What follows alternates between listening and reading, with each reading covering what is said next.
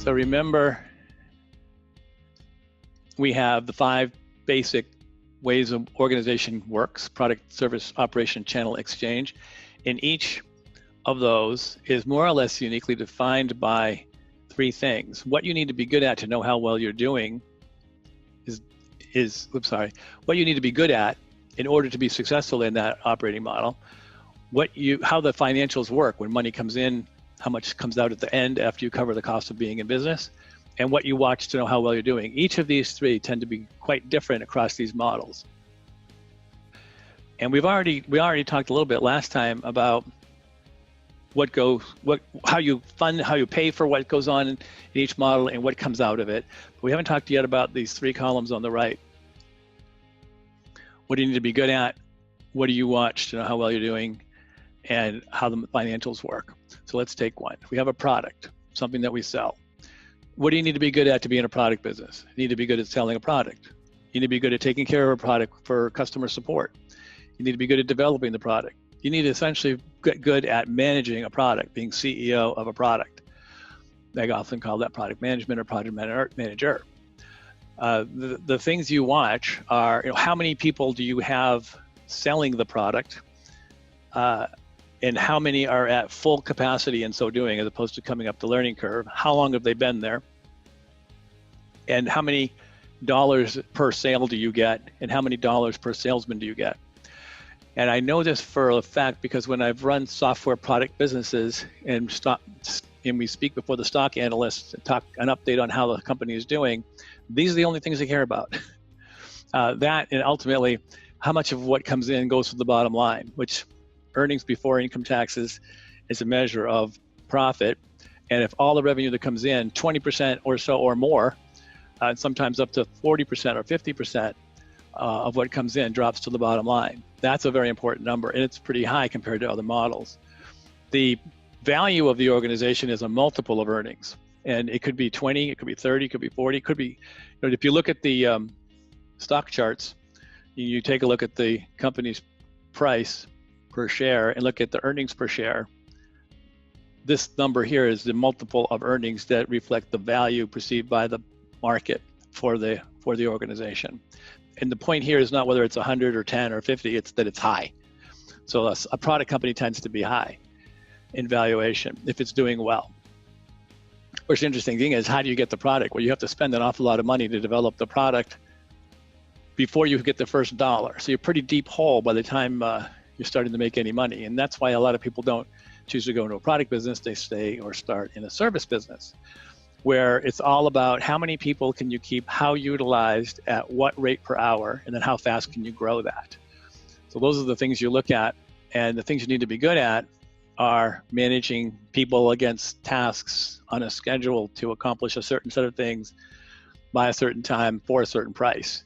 Then you have to be good at managing and developing client perceptions of what you're doing, and to get them to understand and value and appreciate what you're doing. Now, as I go through this, think of examples of companies and organizations that you know of that fit these. And also think about which one your organization most closely conforms to. Now, an operation is something that it runs for you. So like a utility company or an outsourced operation or even a SaaS model. And here, it's all about efficiency of operation and drive to scale. What you need to be good at is delivering sort of best-in-class functionality. Whatever the service is, do it as well as anybody else or a little bit better, and then do it as efficiently as possible to make it as low cost to deliver the highest quality that's just a little bit better than everybody else, and then drive to scale, make it big. That's generally the theorem that underlies an efficient operating model. And then what's the key concern is, what's it costing you per unit of output? So per kilowatt hour, or for whatever it is you're doing, if you're running a food service, per person served. And then service levels. How responsive are you to questions that come in and problems that come up? Typically in these kind of operations, the margin is relatively much smaller than either the product operation or the service.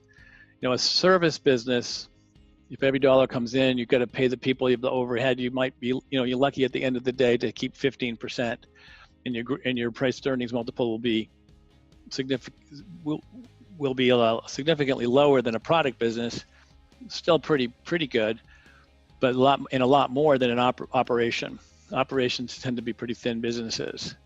Same thing with channels, even more so. The multiple on a channel is very small because the earnings are very small. You have a lot of volume going through, but most of it is to cover the cost of the merchandise going through, or whatever the thing is that's going through.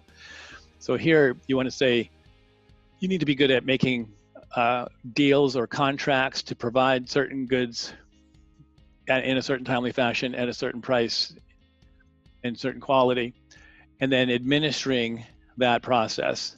And then a lot of times you have to inventory or even pre-buy and store what you will eventually deliver.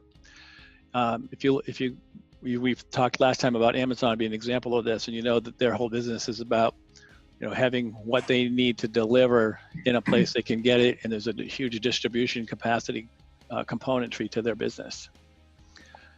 And what you want to be good at, what you want to watch is, how many contracts you have coming in, how much backlog do you have, and how much are people committing to buying in the future, so that you can know how much you need to have on hand to deliver. So it's a very thin margin business and a thin valuation. And Amazon has sort of blown this model up. They make very little money except when they want to show that they can, because they plow most of what they do back into the business, and their price to earnings multiple is stratospheric, because people just are so impressed with how well they're doing today, but even more how well they think they're going to do in the future. So that's sort of an aberration to the common channel model, but it's pretty remarkable. And then in terms of an exchange, you generally here you need to be good at whatever industry is being served by the exchange.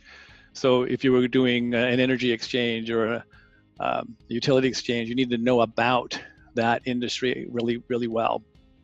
So you have to hire experts and expert practitioners. And what you're getting into is the efficiency of operating the exchange. And you have usually buyers and sellers in this logic component in the middle. So taxi drivers, riders in taxis, or people looking for rides, and logic in the middle. And the key is, how many people have signed up on both sides? How many buyers, how many sellers, and then how many transactions can you push through? And a lot of times there's a subscriber fee on either side and a transaction fee, and that's certainly a piece of the money going through from buyer to seller becomes captured by the exchange itself as its compensation for providing the exchange. So think of the New York Stock Exchange, for example. It costs a lot of money for a company to list on the exchange, and they pay that annually. It used to cost a lot of money to become a taxi driver. They had to buy a medallion. With Uber, it sort of blows that model up. But the principle is the same. It's just you don't have the fee on either side. You just have as many drivers as possible, have many passengers as possible, and get them to connect and take the rides, and Uber takes a little piece of what goes through. Are they profitable? Not yet. Will they be? Probably someday, could be. These kind of businesses are sort of TBD in terms of what they're worth.